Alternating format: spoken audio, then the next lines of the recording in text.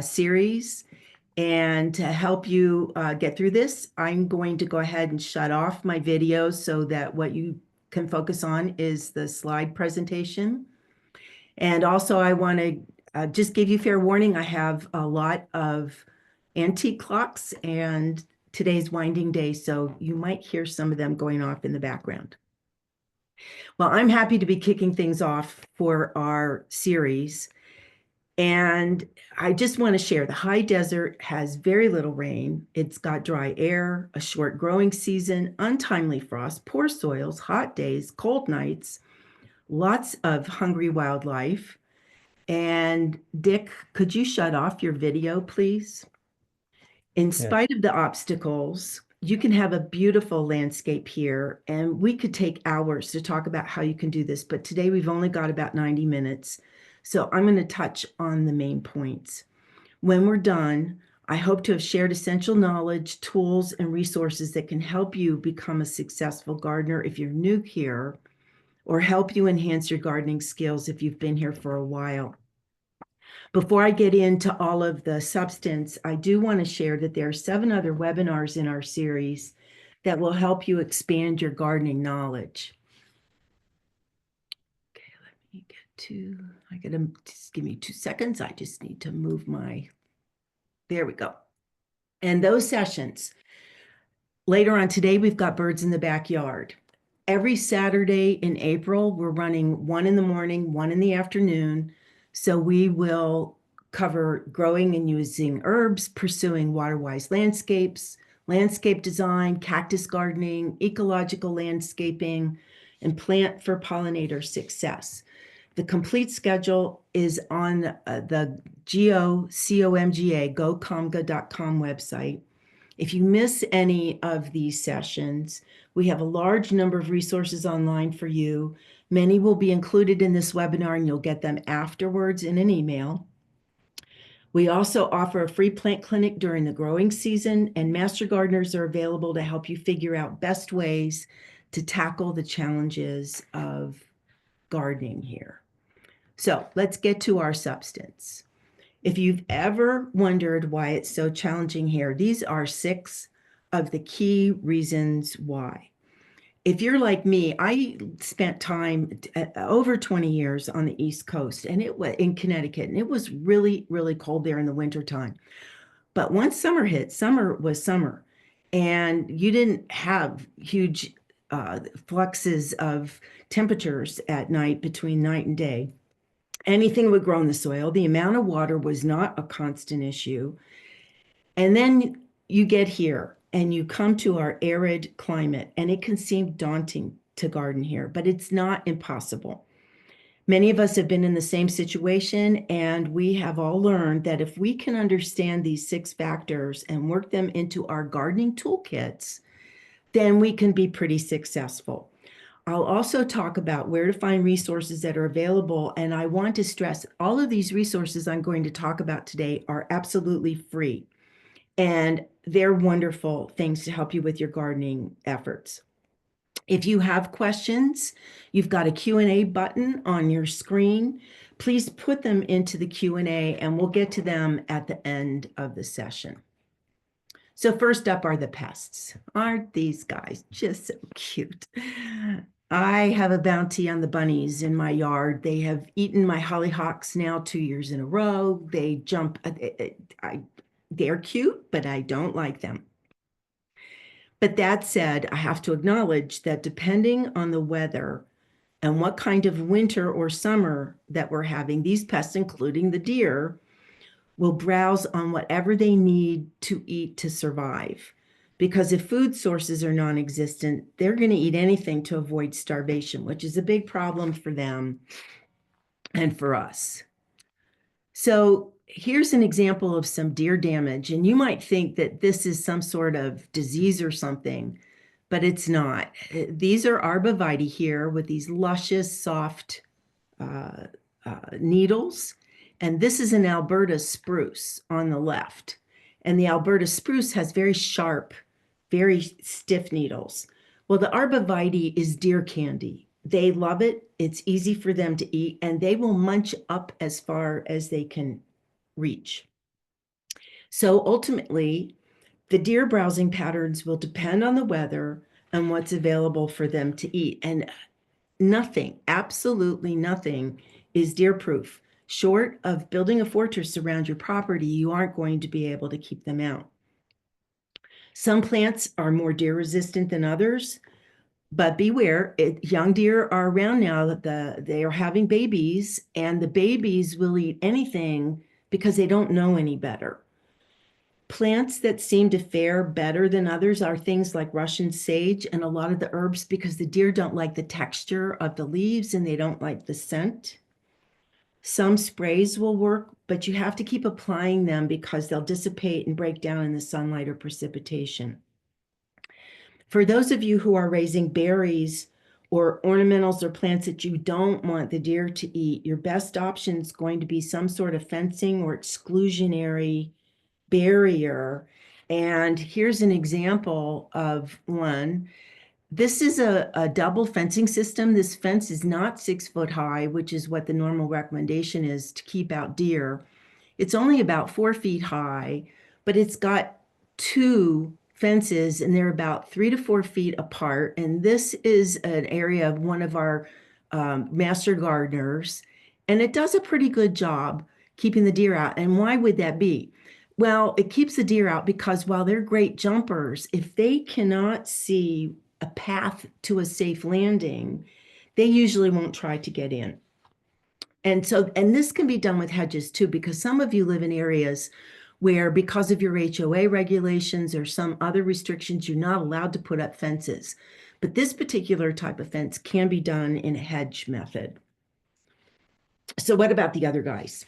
Well, these guys are also some, I know in my yard, and I live on the northwest side of Bend by Shevlin Park, I get inundated with chipmunks and golden mantle ground squirrels. And some people think that the golden mantle ground squirrel, the one at the bottom, is like a chipmunk on steroids, but they really are different animals. And you can tell the difference because the golden mantle ground squirrel does not have the stripes running all the way up its shoulders and onto its face and cheeks. The little chipmunks have the stripes on their cheeks. The guy in my yard that does the most damage is the one in the upper right, the voles. They have a field day during the winter when the snow has covered the ground, and they create these raceways and they damage trees and shrubs by girdling and removing the bark from the trunk and the stems near the base. And that damage typically occurs in the winter when they're foraging under the snow cover, because the raptors can't see them and their predators can't see them. So it's like free reign for them in the wintertime. But when the snow melts, you can see the tunnels. And that has happened to me this year. I see all kinds of old tunnels in my backyard, and now I'm going to be checking to see which shrubs and which trees they've attacked. And you'll know because all you have to do is sort of tap them.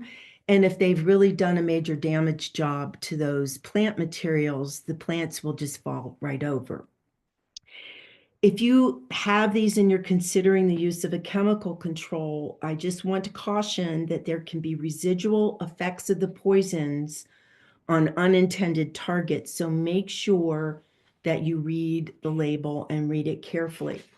So how can you keep these guys out? Well, I'm showing you another fence, and this fence was one that was built at the old the Northwest Crossing Community Garden before it was moved to Discovery Park Community Garden. The original part of the fence was built to keep the deer out, and then they realized that they weren't keeping the chipmunks and squirrels out. So they put this hardware cloth at the bottom of the fence, and they buried it rather deeply and then put it up, and there's a lip where that green arrow is that flares out. And that's to keep them, if they want to try and crawling up, that's to keep them from actually getting in. That said, there are some of these critters that like to play Spider-Man or some sort of flying trapeze artist, and they try and fly in.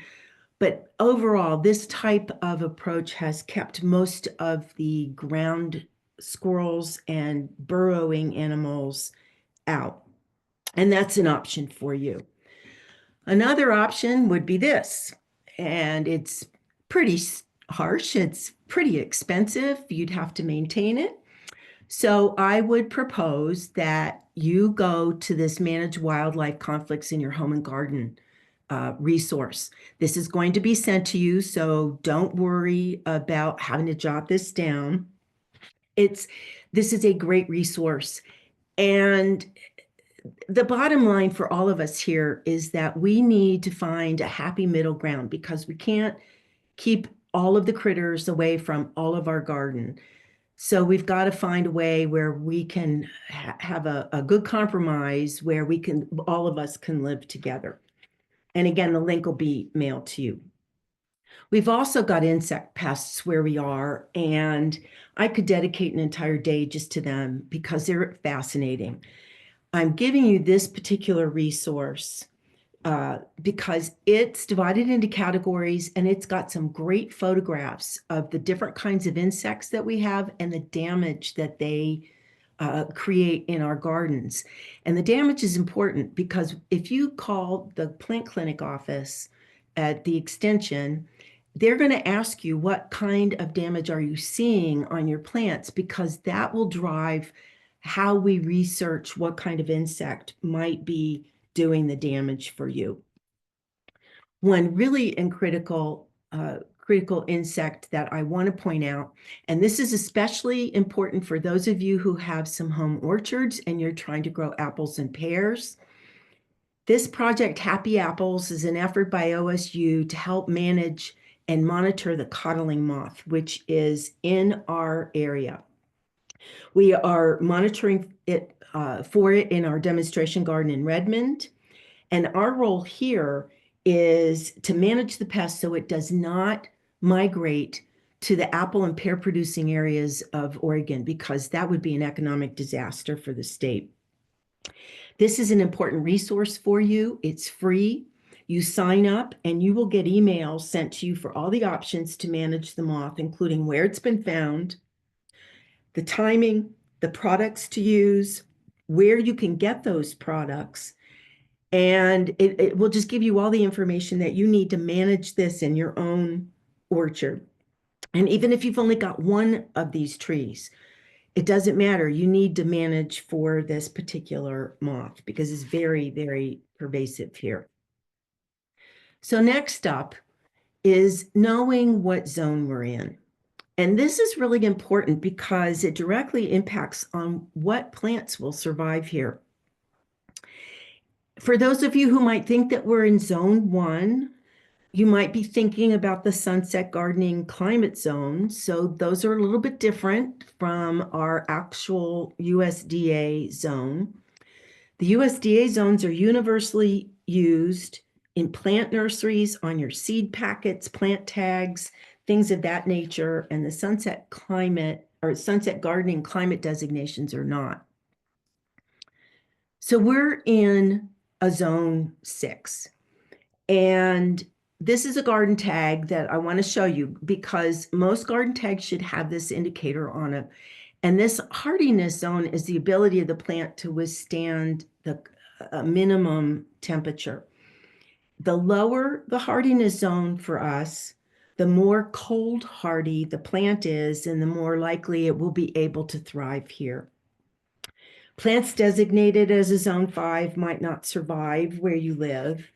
And why am I talking about a zone 5? Well, here's the USDA plant hardiness zone map. And this is the most current one. They updated their zones in 2023 and it hasn't changed. And you can see the Central Oregon, I've got that highlighted in the around the red area. And we're mostly the light greens and blues. And I'm pointing this out because here's the catch. You can put your zip code in this site and it will tell you what zone you're in. But the thing is that if you live in Madras and put your zip code in, or if you live in Lapine and you put your zip code in, it's going to come back with the same zone, and that's a zone 6. And that is simply not the case, that the true case in our area. those of you who live in Lapine would probably be shaking your head saying there's no way that you can grow things like people grow in Madras because your elevation is so much higher. And this is important because hardiness is determined by the ability of a plant to withstand an average minimum temperature during the winter months. That's how they determine hardiness levels. But our challenge here is not the winter months, just solely the winter months. Our challenge is also the summer months because plants start growing, and when they're in growing mode, they're not as tolerant of temperature swings or cold temperatures, and that impacts us here. So what are our true hardiness zones here in Central Oregon? Well, you can see I pointed these out because Bend is a 3 to 5, but when you look at Warm Springs down at the very bottom, it's a 4 to 5. But then Lapine and Sun River, they're 3 to 4, which is a really cold zone. And here the true zones relate not so much to winter survival, but whether the plants can survive in the summer with our temperature swings.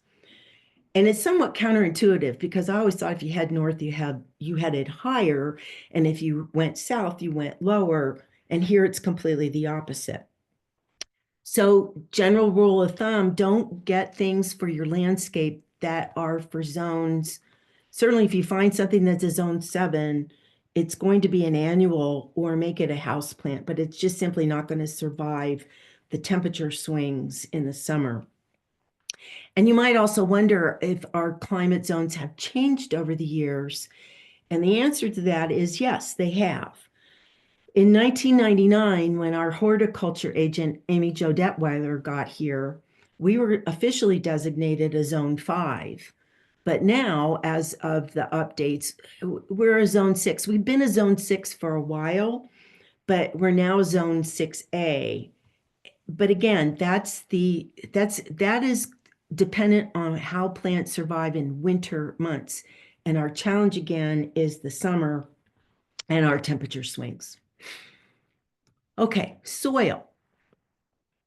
It doesn't matter how long you've been here, you know, and you can figure out that we live in a massive volcano field. So most of our soils, but not all, will be coarse with a sandy texture. And our soil also tends to be very sterile with minimal organic matter. So we need to amend it because ultimately we want to create this an ideal environment for our plants and plant roots. So why add those soil amendments? Well, sandy soils drain too quickly. Clay soil holds too much moisture. So you need to amend both of them so that you can have a healthy soil that's essential to having healthy plants. Healthy soils will provide nutrients, they improve aeration, they address drainage issues, and it also, amending helps protect water quality in the environment.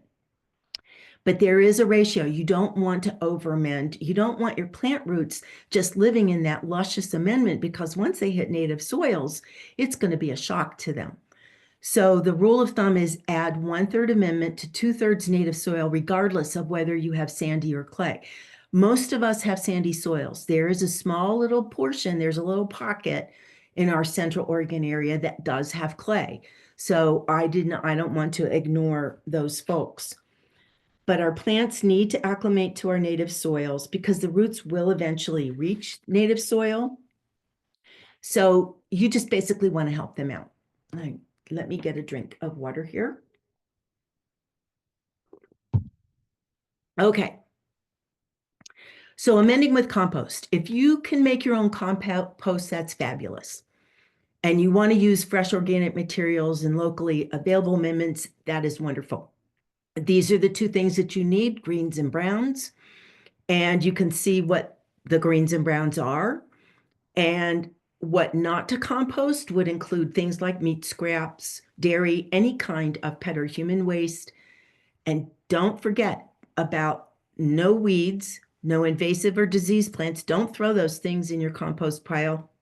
And no pressure treated wood or wood ash. Also, I want to just caution about manures. make sure you know where they came from. And the reason for that, if you're not sure the source, it's a question mark, because herbicides can carry over from pastures and hay into manure. And if you're not sure where those animals were grazing, it could turn out that the grazed field had herbicide sprays or drift, and that will carry over into your amendments. And if you put that stuff into your garden area, and especially with vegetables, and you start seeing really distorted growth and cupping, that's a cue to you that something tainted that manure. So there's a good link on improving garden soils with organic matter. And again, that'll be sent to you.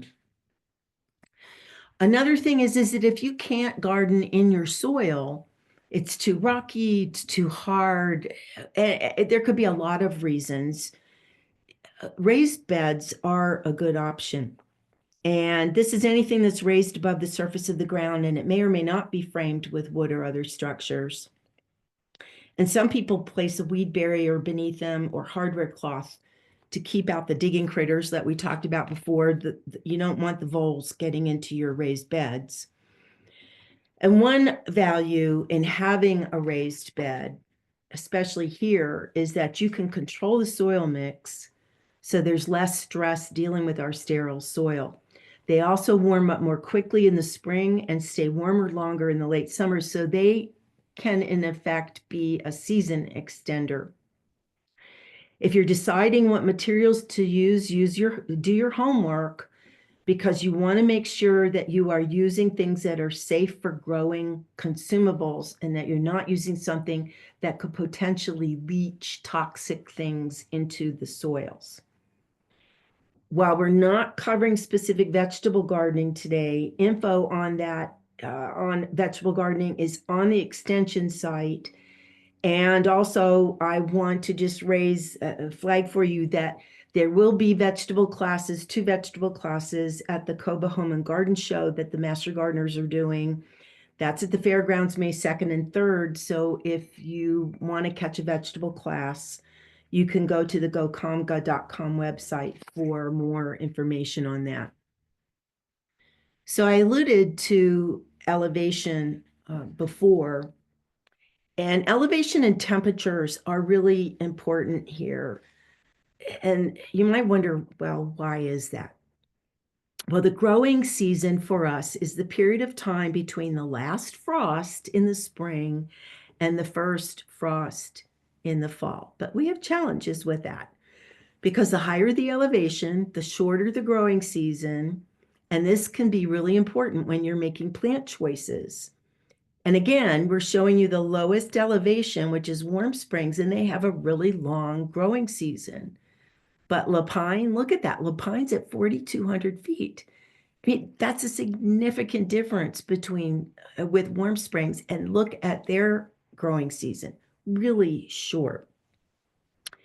And Lapine and Sun River, because they're higher, they have longer and colder winters, lower night temperatures, especially during the growing season. Remember what I said, that it's the ability of the zones are about the plants and their ability to withstand cold temperatures in the winter, but our challenge is those cold temperatures in the summer.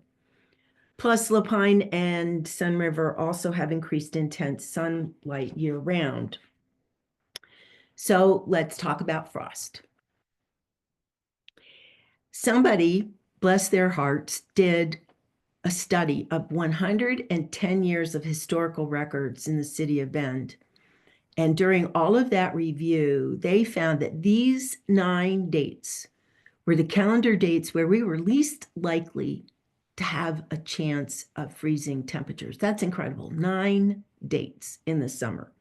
And remember, if you've lived someplace else, when I lived in Connecticut, there was a last frost date. And after that, you could grow anything, you could put it in the ground, and summer was summer. Well, here we have 9 dates. So I've heard Amy Jo talk many times about this, and I want to repeat and share what she has said. Look at these 9 dates, schedule your barbecues, your weddings, your birthday parties, all of those get-togethers on these 9 dates, because we could have frost any time of year because our nighttime temperature swings can be 30 to 40 degrees in the summer. And in recent years, we've had heat domes where the daytime temps exceeded 95 degrees, and then we had those drops. And that makes defining the growing season here very, very difficult because we don't really have a true frost date because frost can occur anytime.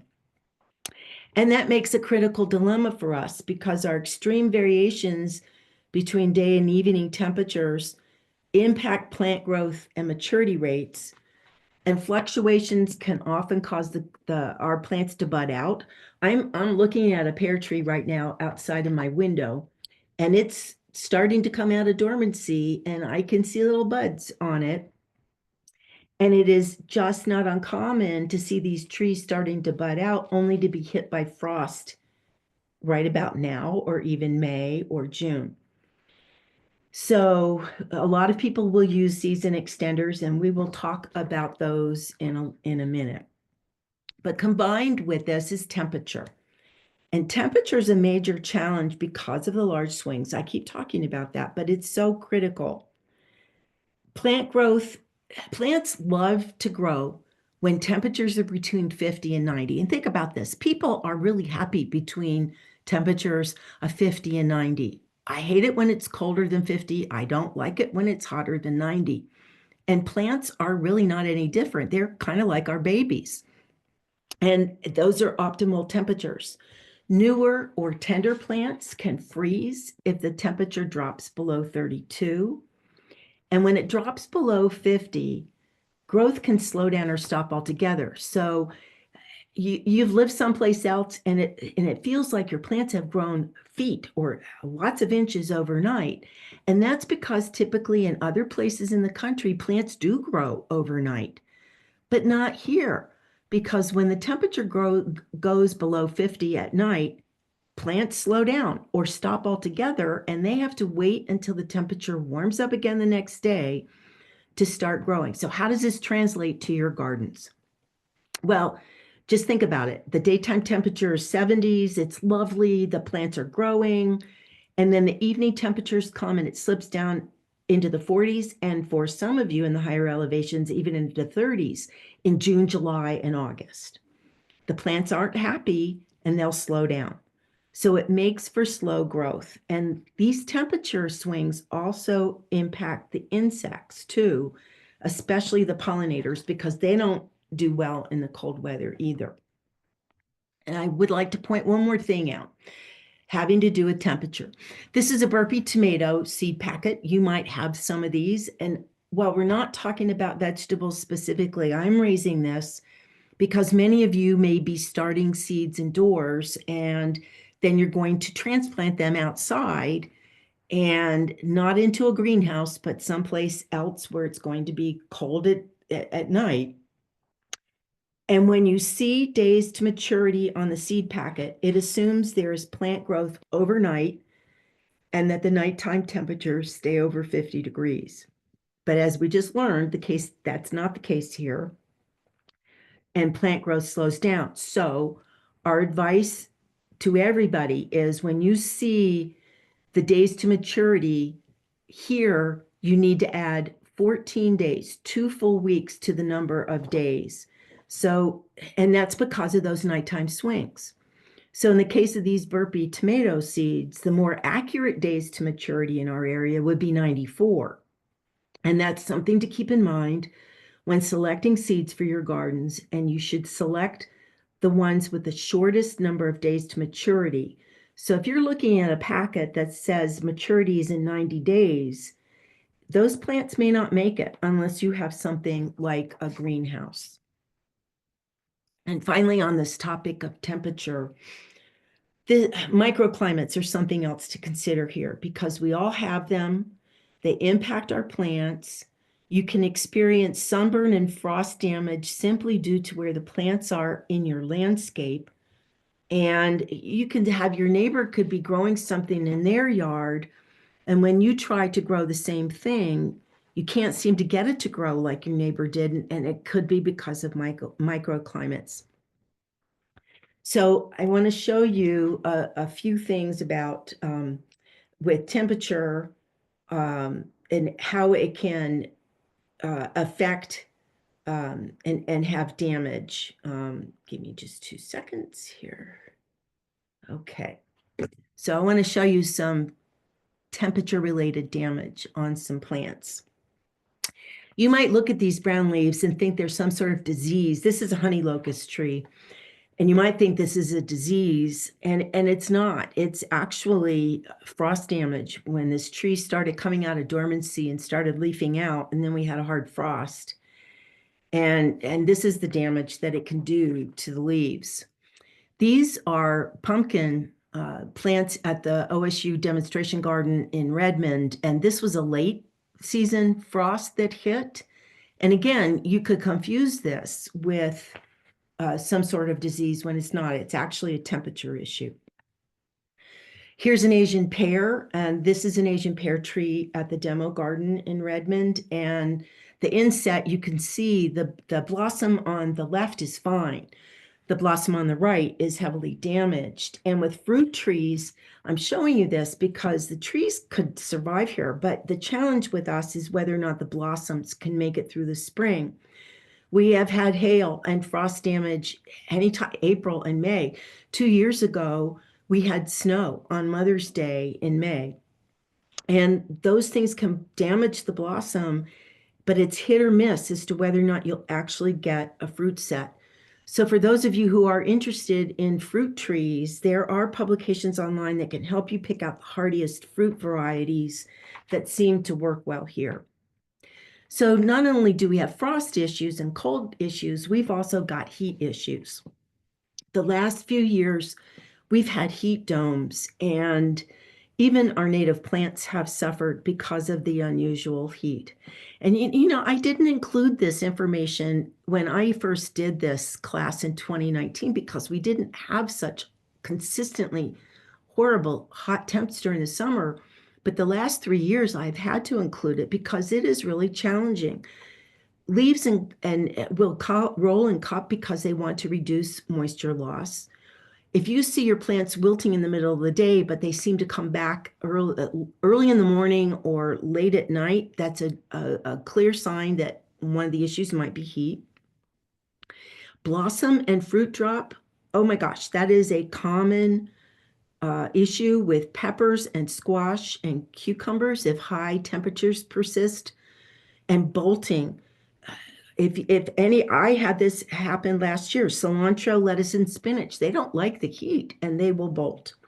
If you're growing tomatoes, blossom end rot is a clear sign of a heat problem, and it can become more problematic when sun scald's present. Watering can help that, but you also want to avoid letting tomato plants completely dry out between watering. And sun scald, just like people, fruits can get sunburn, and especially apples and tomatoes have the best examples. And it shows on the side, primarily on the side of the fruit most exposed to the sun. And it looks different depending on what kind of fruit types you're looking at. It could be watery, it could be discolored, it could look like a blister, it could look dried out or sunken or hardened.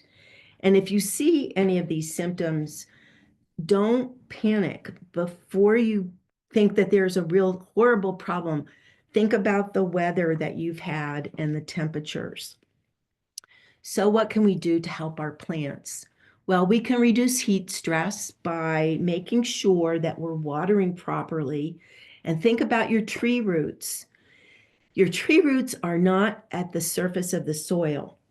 Mature trees can suffer from heat and drought stress just like smaller plants, and they may not show the symptoms of that stress until much later. And the reason is because if we're not getting water to the feeder roots and down far enough, the trees will suffer.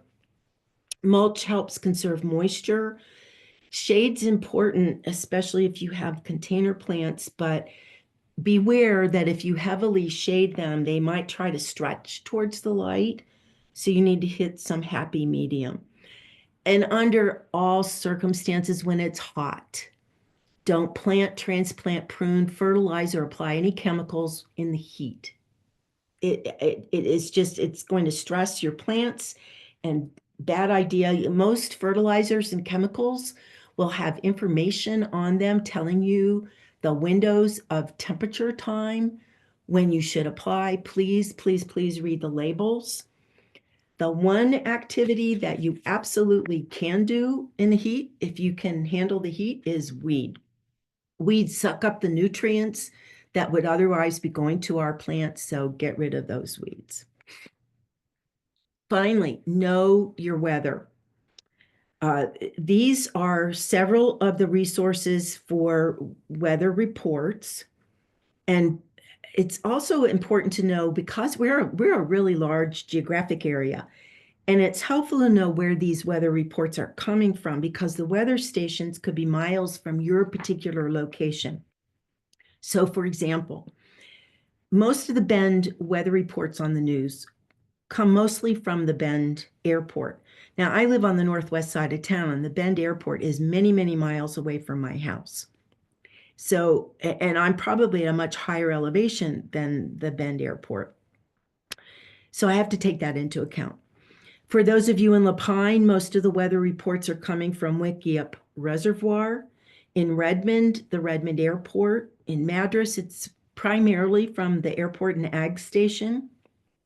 In Sisters, you can get weather reports from the Redmond Airport, Bend, Camp Sherman, Haystack, or even Pendleton. And Pendleton is used by the National Weather Service, so many of us could get weather reports from Pendleton, and Pendleton's nowhere close to us. I've got the Weather Underground link on this slide, and you will also get this after the webinar. And the reason I included this is because many people have their own weather stations that they have registered with Weather Underground.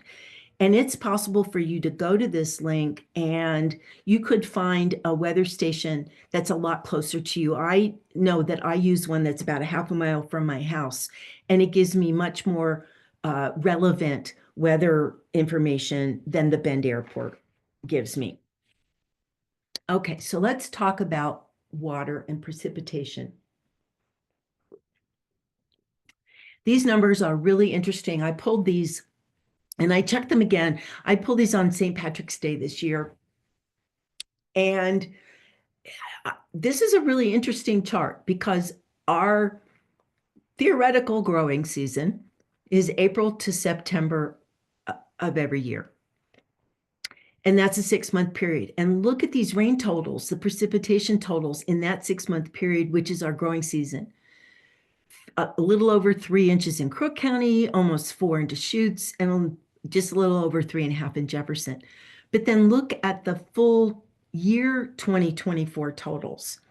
What that tells us is that most of our precipitation comes in the form of snow, not in the form of rain. And we've had lots of fluctuations in the last couple of years, because there have been some years when we were in declared droughts and the precipitation levels were completely different. And it's that total year number that's really important, because that's an indicator of our snowpack. So I went to our snowpack levels. I did this yesterday. And this is what our snowpack level is in our Central Oregon region right now. We're at 149% of normal as of yesterday, which is well above normal. Well, I'm including this because the melting snowpack is the primary largest source of water for us during the summer, when we have little to no precipitation. But for context, I want to share that the snowpack level on April 4th in 2024 last year was 108% of normal. In 2023, it was 158% of normal, but in 2022, it was a shocking 52% of normal. So this is where our reservoir stands right now. This is a critical source of water for us. And these are our levels as of April 3rd. And we're in better shape than we have been in previous years. But that said, just on April 2nd, Central Oregon Daily News reported that Wickiup Reservoir is not expected to fill completely, so it will be the 7th year in a row that those with water rights will not get their full water allotments during the growing season. And that's something to keep in mind, because just because things look good right now in April, that doesn't necessarily translate to a great water year during the height of the growing season. And that brings us to what our drought situation looks like right now. And this is also as of the 3rd of April. And right now, and I've highlighted Central Oregon in the red, right now there's no drought anywhere in Oregon. But if we have a return of high heat and more heat domes, either during the late spring or even during the summer, we could see a return of some areas experiencing low water or drought-like conditions. And remember, most of our precipitation does not come to us during the growing season. So one last thing to share on this. These are the drought maps from the last 2 years. And so you can see what a dramatic difference. 2023, we're in the red. Last year was better, and this year is even better. So how should you garden if we have low water or even these heat domes? These are some resources for you that will help you get your plants to be more drought tolerant, how to grow vegetables during a drought. And these are critical resources that all of us use, and great ideas. All of these links will be sent to you. And I want to put it together that you have to know your weather. You've got to embrace your microclimates, and it helps to have resources to guide you during times of drought and possible water restrictions. So how do you conserve water? Well, as responsible and good stewards of our resources, there are things we can do to use our water wisely, because as we've seen, we don't get most of it during the growing season. Rain chains feed areas in your landscape. Permeable pathways can meander along and give you some texture and nice differences in your garden. Bioswales and dry riverbeds help direct runoff. Some homeowners are exploring more water-wise gardens. Others are planting more drought-tolerant plants, including cactus. And here's some slides I want to show you of what these things look like. Here, where the blue arrow is, this person's got a rain chain where when water goes down, whenever we get that precipitation, it's going directly into the garden. Here are some examples of permeable pavers that also add some interest, and they help keep the water in the garden and not flowing off. This is a dry riverbed, and this adds great interest, and it helps keep the water off the sidewalk and with the plants where it needs to be. So talking about water and where it goes, we need to also address efficient irrigation, because regardless of our drought or no drought situation, even in good years, we don't get a lot of precipitation during our growing season. So we have to ask, how much water do we really need, and what's the cost? There are a lot of automatic systems out there. A lot of them are smart. I have one that I can run it from my phone, and I love it, because when we do have those periods of rain, I can actually adjust my system so that I don't waste my irrigation water on the plants when the rain's going to be doing that job for me. You may need to combine automatic with manual irrigation. So the suggestion there is avoid sprinklers that throw water into the air, because more will be lost to the wind and evaporation than will get to the plants. Try and avoid set it and forget it syndrome with automatic systems, because you still do need to adjust the volume and timing based on the season and the plant's needs. When you're watering, the how and when really are important. And also, one other thing, I don't want to overlook this. We're in an arid climate, and you would think we would never overwater our plants. But astonishingly, we do see problems with overwatering in the high desert, and especially houseplants, because it's so dry, people think more is better when it's not. And one flagging symptom of overwatering looks like wilt. And you see the plant's wilted, so give it more water. You see it's wilted, you're going to give it even more water. Well, you're drowning it. So we want to focus our efforts on getting the water to the root system of the plant in the most efficient way we can. So when we're watering plants like shrubs, trees, and perennials, you want to water deeply and less often to encourage deep rooting, which will also help the plant survive in times of drought. You want to make sure that you're watering deeply enough, and that's 8 to 16 inches down, not just 1 inch, because if you're just watering an inch down, that's not really getting down to the feeder roots. And you want to encourage that deep rooting. Also, if you're using a spray, some plants are more susceptible to plant disease if the foliage gets wet. So you need to be thoughtful about when you water. And I encourage you to water in the morning because that allows the plant to dry off throughout the day and there's less wind. And if you water and you don't give the plant time to dry out, you could encourage plant disease. Our watering hierarchy is that lawns and vegetables need more water than established perennials, natives, drought-tolerant trees, and shrubs.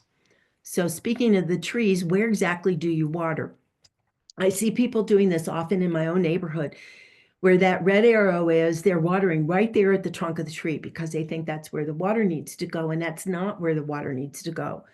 We often refer to what's called the drip line, and that's where the branches are farthest out. And if you were to drop a line straight down from that farthest out branch, wherever that reaches, where the blue line is, those are where the feeder roots are, where you want to do that water. And that's where you should be watering because the root system branches out as it grows, and it's those newer feeder roots that need the water, not by the trunk. Also, I went to a drip irrigation fundamentals webinar a couple of years ago, and this slide was really interesting to me. So I wanted to share it with you because it shows what the different kinds of plant materials, how much water they use in a given year. And it's no surprise lawns are the most. And there are a lot of good reasons for people to have lawns because they, especially if you're in a fire prone area, they are a fire break. And then the least amount, of course, is our high desert native plants. And then the mix is in between. So I'm showing you this just so that you have some sense of how much different plant materials use because it's just helpful to know that. And don't forget about winter watering. Now we're through the winter, so it's a little late for this last winter. Excuse me, but this is something that's often overlooked. Sometimes people think their plants aren't cold hardy, and the problem's really winter desiccation, which is the lack of water. Plants need moisture to keep their roots from drying out, and even well-established trees, if they're not given enough water in the wintertime, they could die. And if there's not enough water getting to the roots, the plants will show it in the spring. So if you can give your garden a good deep soak a couple of times throughout the winter, you will notice a difference in the spring. And for those of you who are already doing this, kudos to you. Your plants are going to show you that you have made them happy. And this winter watering is really critical for trees and shrubs, especially for those not fully established. And if you can stick something into the ground, you'll know that it's thawed enough and able to take the water.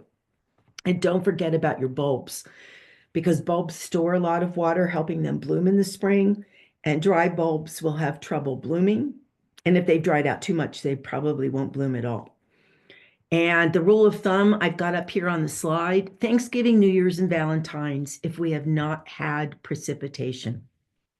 We had pretty good rain and snow this year. So, I did not feel like I needed to water my trees this winter because we had enough precipitation.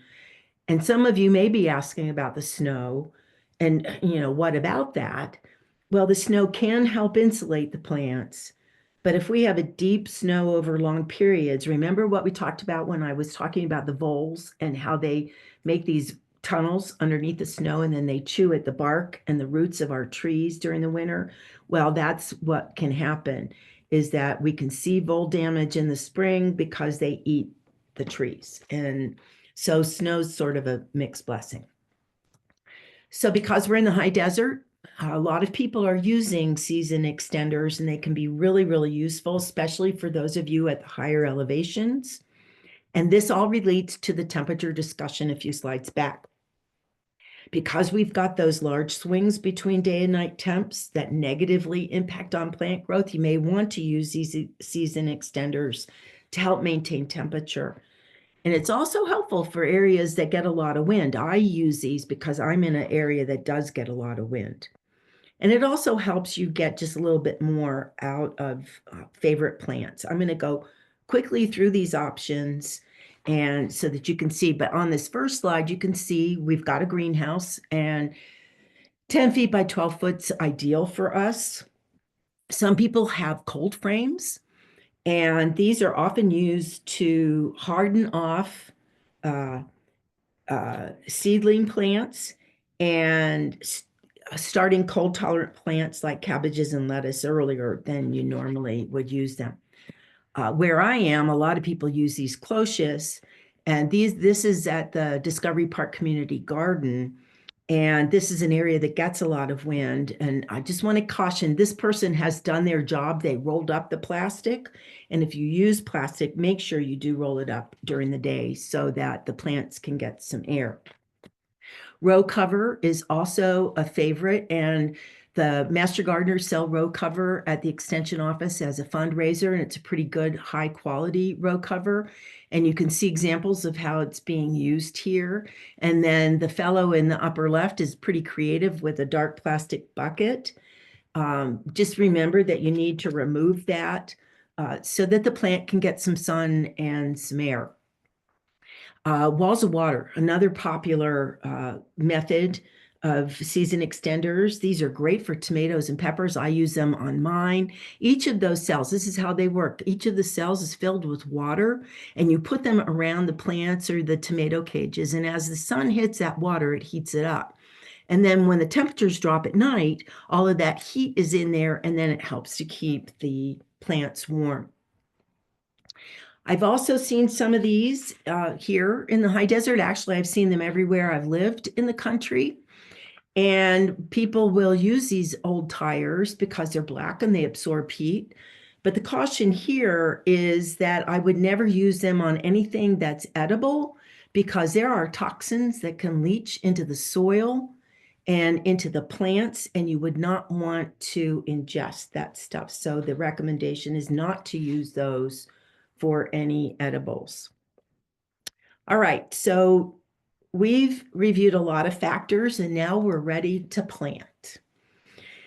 Yes, I've had this situation happen in my own yard, and I know where I want to plant something. It's the perfect place.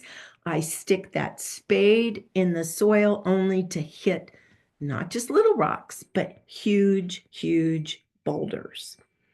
And moving all those rocks is just not necessarily a realistic option. So you really have to think through, and you've got to have a plan B, and you need to consider what your plant selection is going to be like.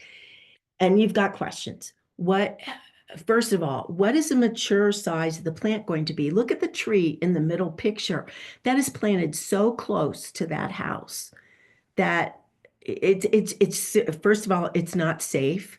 It's not going to be helpful if there's a fire near the house, because it could help create that fire hazard to the house. You need to know, is it going to be big, small, just right? It's the Goldilocks thing. And moving that tree in the middle could be expensive, and it could also cause damage to the sidewalk and to the driveway. You need to think about, where is the plant going to go, and is it in the right place? Why that plant? Do you want it for color? Do you want it because you want to attract pollinators? You want it for shade? You want to, because you want an edible fruit?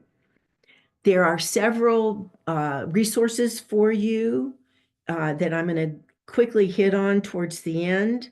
But you also want to make sure that the plant's not considered invasive or a weed. So you don't want to go to your old hometown and you've got something there that you love, and then you bring it here. You need to do two things: make sure it's not invasive, and make sure that it will grow here.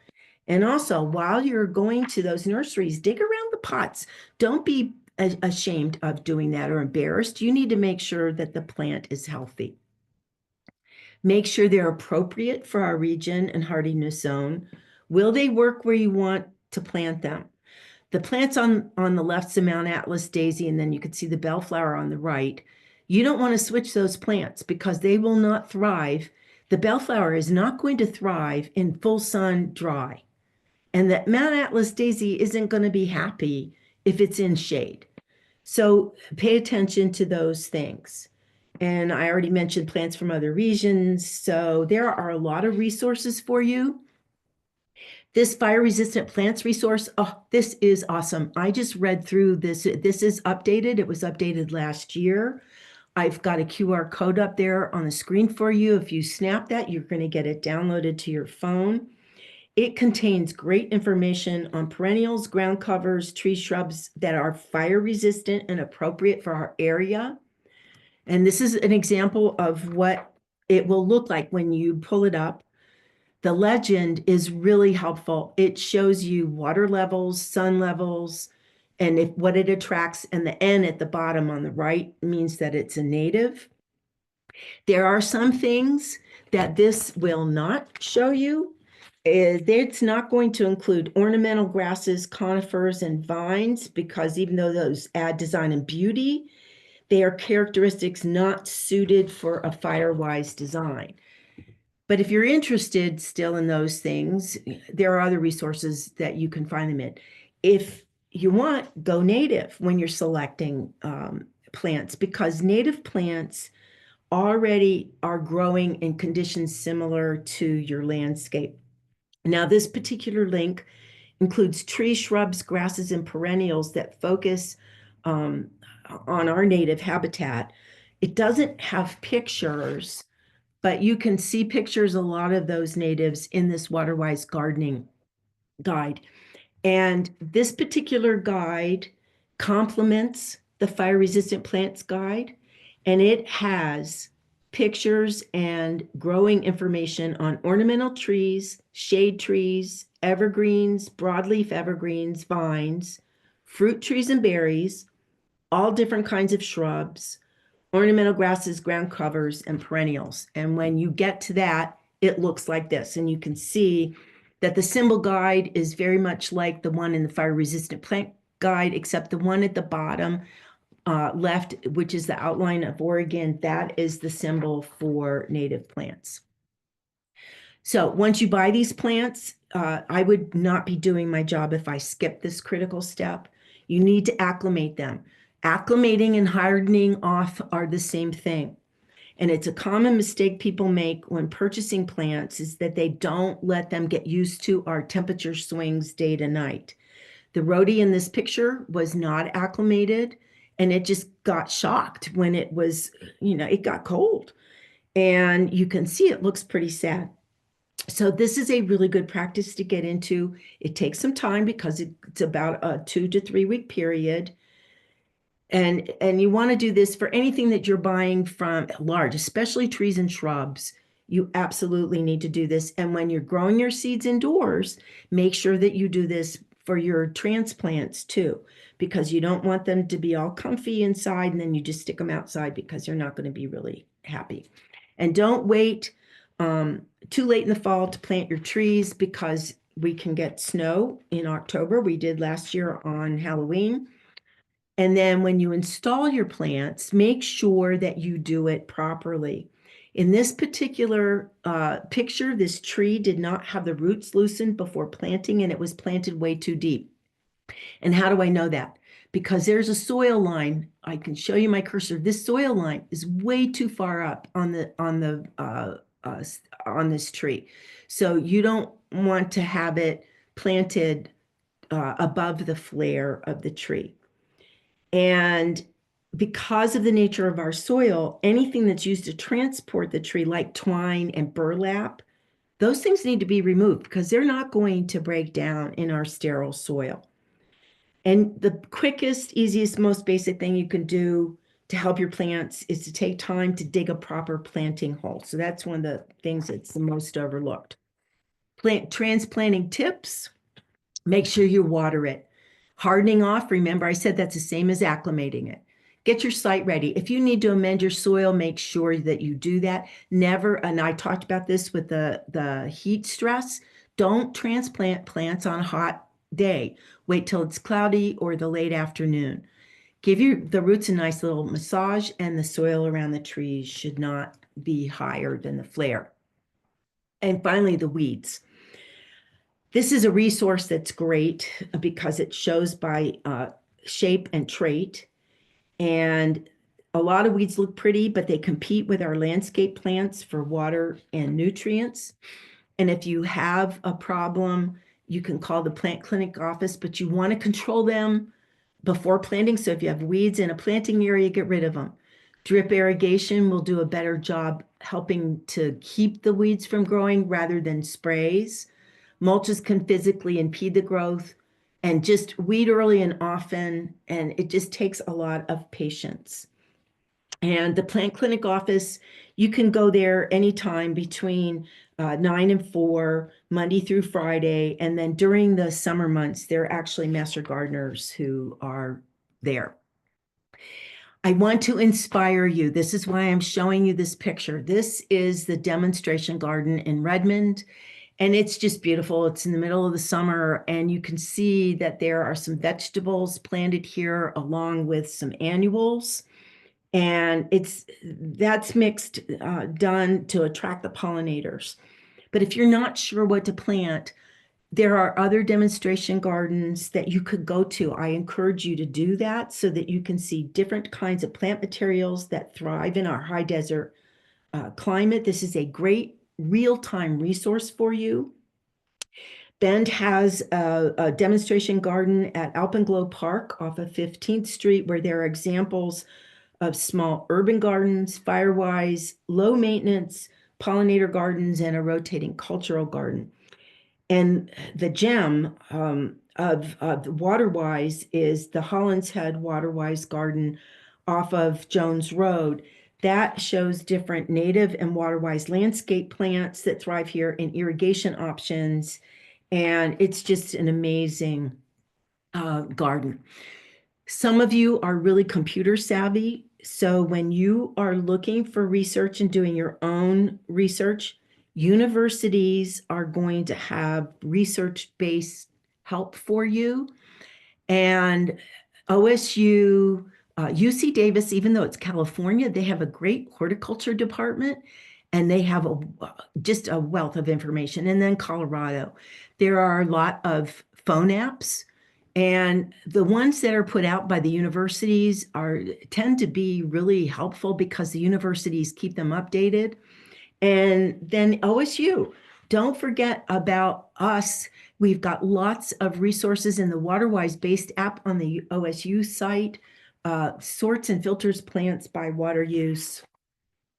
And if you go to the site, this is what you'll see. And again, you're going to get all these links after the session, so don't worry about scribbling them down. All of the publications are free for download. And the plant clinic is also free. And you go to the home and garden landscape link. And when you do that, you'll come here, and lots of information there. And when I wanted to highlight the High Desert Gardening newsletter. It is so helpful. It comes out 5 times a year. And if you sign up to get an electronic online version, it's completely free. If you want us to get hard copies mailed to you, it's $10 a year. But the information in it, it tells you everything you need to know in your gardens. Like this is for April and May. And, it's a helpful reminder, and it's really good. Okay, we're coming to the end here. Here's the recap. Know your zone and elevation. And why? Because different elevations will have shorter or longer growing periods. And the temperature, that is probably one of the single greatest challenges we have. Plan for water needs, because even if we've had a good precipitation year, we don't get most of our water during our growing season. We get it in the form of snow in the winter. Amend your soil because we have sterile soil. Manage your pests thoughtfully. Very important. Use season extenders wherever you can. The row cover is available for sale at the extension office. use walls of water, build yourself a cloche. It all is really helpful. Protect your plants from the wind. And remember, water during the winter. If you never knew that and you go away from this today with saying, I didn't know that and I'm going to do that now, then I've done something good.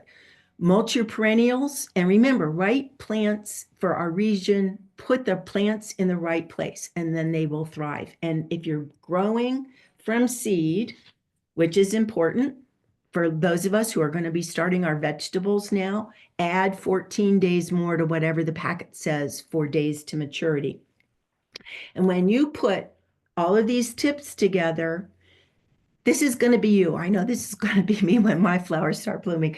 When I had my little snowdrops come out 10 days or so ago, I was this person. And I just want to leave you with one last thought, and that is keep your sense of humor and just keep gardening. Okay, so I am done and I want to stop. Okay, so have I stopped sharing my screen, folks? Yes, you Hello? have. Yes. Okay, I wanted to make sure I couldn't see my cursor. And so I was like, I think I stopped sharing. Thank you. Okay, Vickie, there is several questions that come in, and there's a couple that are similar. Talk about microclimates, for example, like on the top of Aubrey Butte. Is that still zone 3 to 5?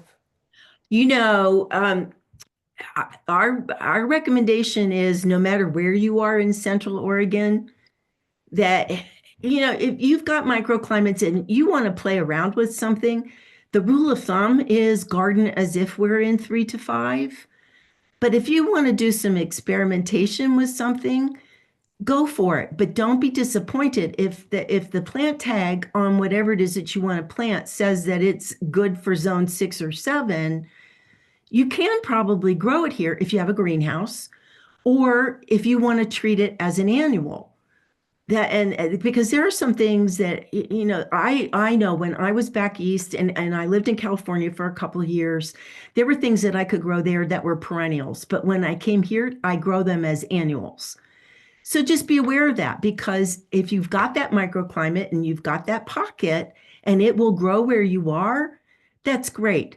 But general rule of thumb, 3 to 5. Great. Thank And you. that's because of the temperature swings. And that's why I want to stress that, because you can have a 95-degree day in the middle of the summer and then the temp drops down to 40. And remember, plants don't want to grow. They're not happy when temperatures are below 50. All right. We had a question to come up about composting. Uh-huh. And, you went into things that you can put and can't put, but how about eggshells? Oh, you could use eggshells. Eggshells, coffee grounds. You can use those things. What you want to avoid are doggy poop, things from out of your litter box, meats, oils. Dairy would be like milk, cheese, that kind of stuff. You don't want to throw all of your disposable garbage into your compost heap. All right. Have a question about deterrent sprinklers for yard enforcers, to be effective against deer. Have you heard anything about that? Or you have any input? Often, I've worked the plant clinic for so many years and people try them, but the thing is, a lot of times the animals, they're smart. They figure it out and they figure out ways to get around those sprinklers. And it's sort of like putting an owl on your roof to deter the pigeons from landing. Well, if the owl doesn't move or fly, they figure out that it's fake. And I had a friend who used a deterrent sprinkler to try and keep the raccoons out of his yard. Well, the raccoons were pretty smart and they figured out a way to go around the sprinkler. And then a couple of them used the sprinkler as a shower. So, you can try anything. It's just that it's exclusionary deterrents are the ones that seem to work the best. So we're talking fences primarily, or hedges used as fences, things like that. Okay, thank you. Another question is, we moved into a new house that has a large raised bed, fenced garden, but the soil, I'm not sure how well it's amended. How do I know if my soil is healthy? Well, there are some, if you go on to the OSU website, there's some information on there about testing your soil. And there are a couple of companies that are on that website that will do testing for our Central Oregon soil. And if you're really not sure, there are directions on the website on how to actually get your soil sample, where you can send it. You can do that. Um, I I know that I do a lot of container gardening, and I have perennials and stuff in the ground, but I will do a little bit of amendment and nourishment around those plants every year anyway, because the nutrients will tend to dissipate, and you want to make sure that you're giving your plants, some good love. And if you're not really sure and it's brand new to you, go ahead and go online and get the information to get your soil tested. And that will tell you what kind of nutrients you need to add.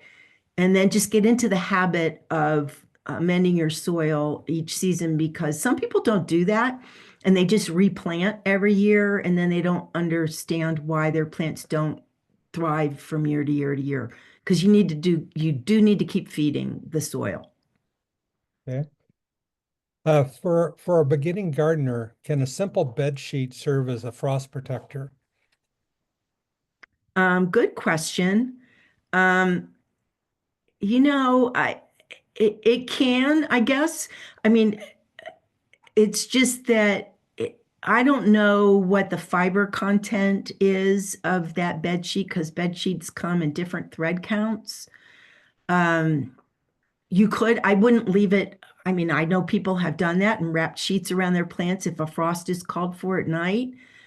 I would actually have to research that.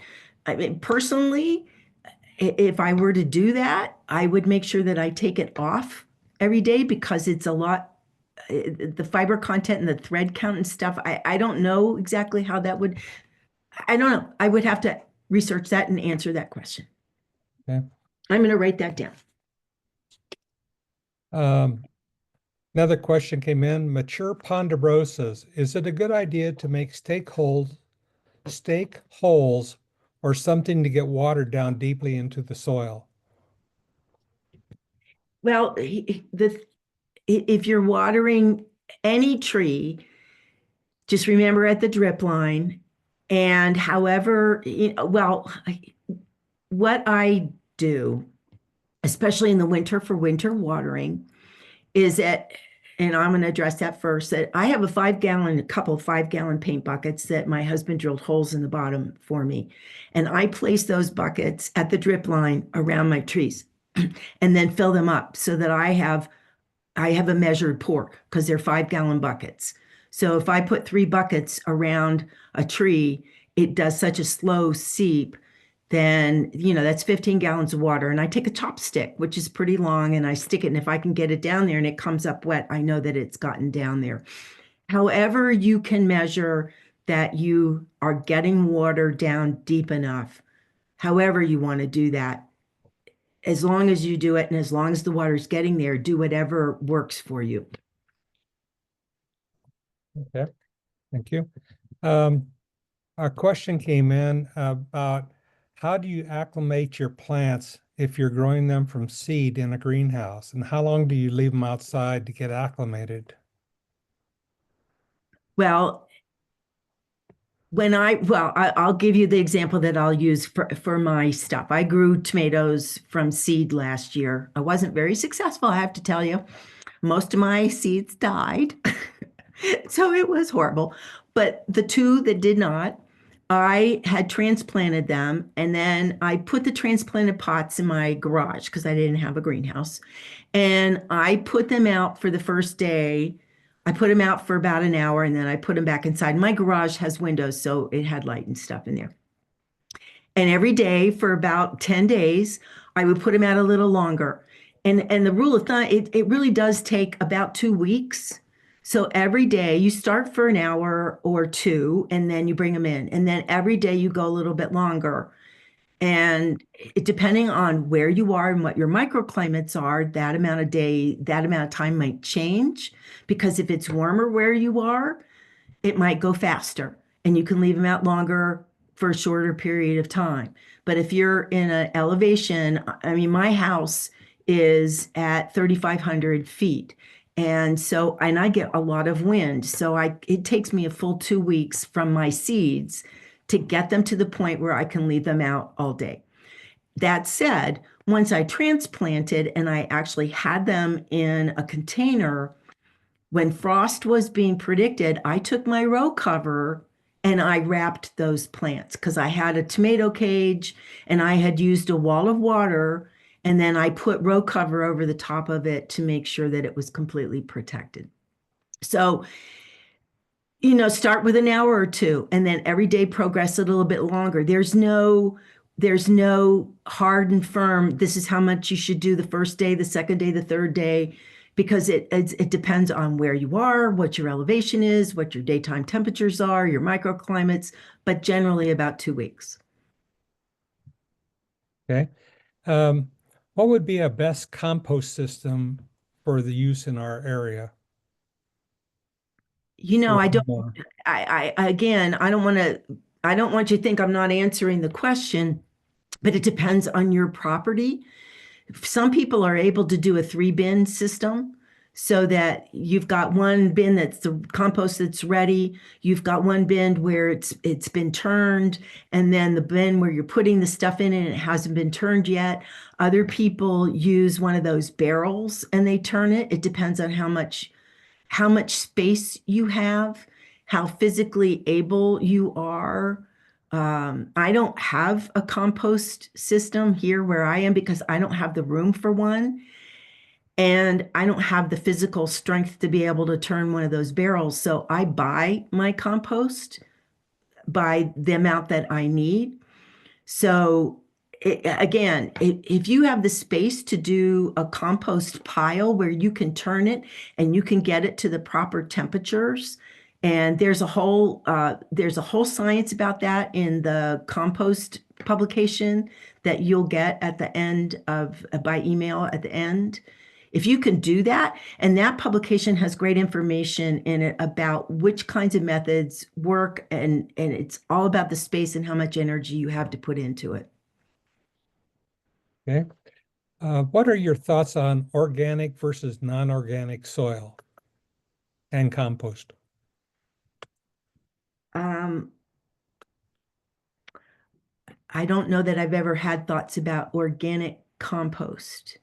Um, to me, organic implies that you've not used any herbicides or sprays, which is something you always want to do with your compost. You don't want to be putting toxins in there. Um, I don't really have thoughts. Anytime you can avoid any kind of chemicals or herbicides, just generally, I try to do that, but sometimes you have to use them because they have their place and they might be the only option you have, but I wouldn't want that stuff in my compost pile. Okay. If you do receive some frost damage, should you remove the leaves? Um, well, yeah, because the tree's not, and especially, you don't want to decimate a tree or a shrub. And on many plants, the frost damage is minimal and you can just pluck those things off, especially your vegetables. But if it's significantly, like it completely affects the entire tree, just leave it alone because the tree will heal itself. And like, for instance, my pear tree that I'm looking at outside my window right now, if those buds get frost damage, I'm not going to do anything about that. I'm going to leave them alone because the tree will then leaf out and it will heal itself. And if there are leaves that get frost damage during the summer, I'm going to probably leave those alone too, because it's not worth the effort to just go and pluck off little pieces of like on that honey locust. I don't know if the owner of that honey locust actually cut off that damage or not, because if the branch is not dying or dead, I wouldn't want to cut it off because the branch will leaf out again in another year. So most of the time, I just leave it alone. Okay. Okay, thank you. Here's a, excuse me, a question from a person who lives in a homeowners association, and they are assigned when they can water and how long they can water. And the question is, our lawn looks brown. What can we do? Evidently, they can water at 4 o'clock in the afternoon for 90 minutes. Well, there could be other issues going on with the lawn besides water. And I would encourage the homeowner, because we don't know just based on that description whether or not the problem is water or if there's something else. And that's a situation where a call to the plant clinic could help them to know whether or not there's something else going on. And typically, the people at the plant clinic will ask you to bring in a 6-inch by 6-inch square of the lawn that's healthy, and then a sample where it is where the transition is between the healthy lawn and the not healthy lawn, and then a part where it isn't healthy at all, because there could be other things going on with that lawn besides water. So before anybody jumped to, well, it's a watering issue and the homeowner stuff, you want to make sure that it's not something else that can be done to help that lawn out. And besides the watering. Okay. One last question that I have, or that's came in, is established trees like a Douglas fir or ponderosa, and there's no grass or sprinkling water or sprinkler system around it. Should you water it during the summer? Well, no, I mean, those trees are growing in our native environment.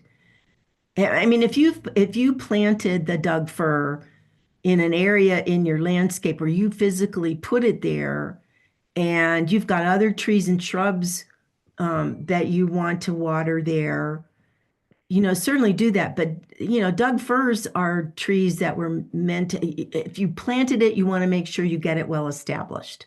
I want to stress that.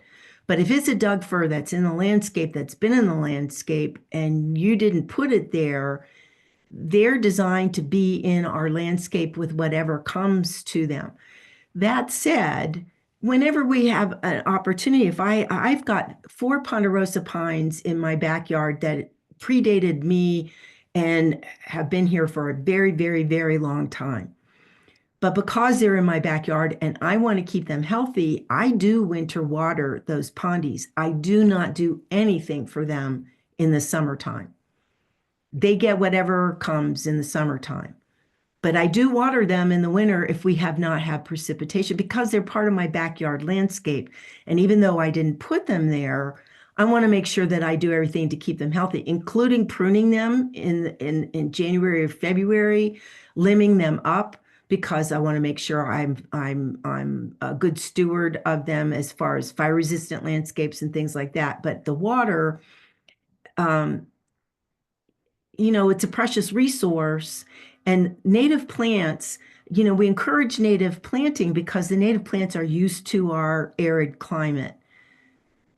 So, maybe, I mean, I hate to say that, it depends on where it is in the landscape and if you planted it and it's just getting established. I hate to, I feel like I'm on the fence on that. Okay. Sorry. It depends. Um, one question came in about, he said, I've heard them talk about taking temperatures of your soil. Uh-huh. Can you explain that a little bit?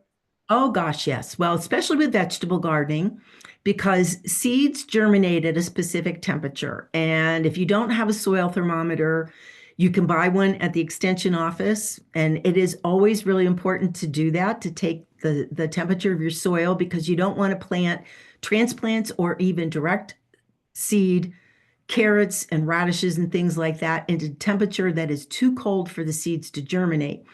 And I don't have that at the top of my head. I would have to look it up, but there is a specific temperature, and there's actually a chart, a seed starting chart on the OSU website that tells you what the temperatures are for seeds to germinate if you want a direct seed. So that's very, very important to have. And I take the temperature of my soil all the time when I'm putting seeds into the ground at this time, and I'm not planting anything outside at this time of year. But when I get ready to do that, I will take the temperature even in my pots. And I have big whiskey barrels, and they should warm up sooner than the stuff in the ground. But I want to make sure. And the only way to make sure is to actually use a soil thermometer. Okay. Well, thank you. I think that's pretty much it. There's, we talked in general about some of the other questions, but I think you've hit everything that came in. So I want to thank you for Vickie, for your time and your knowledge and sharing with the people. And I want to thank all the participants today. Um, hope you got quite a bit out of this and stuff that you could take with you, like Vickie said, and be successful in gardening within Central Oregon. There is a feedback form that'll come on as we get out of the webinar. We ask you, I think it's short, maybe 2 or 3 questions. If you take the time to answer that, we'd appreciate it. Thank you for your participation. Bye.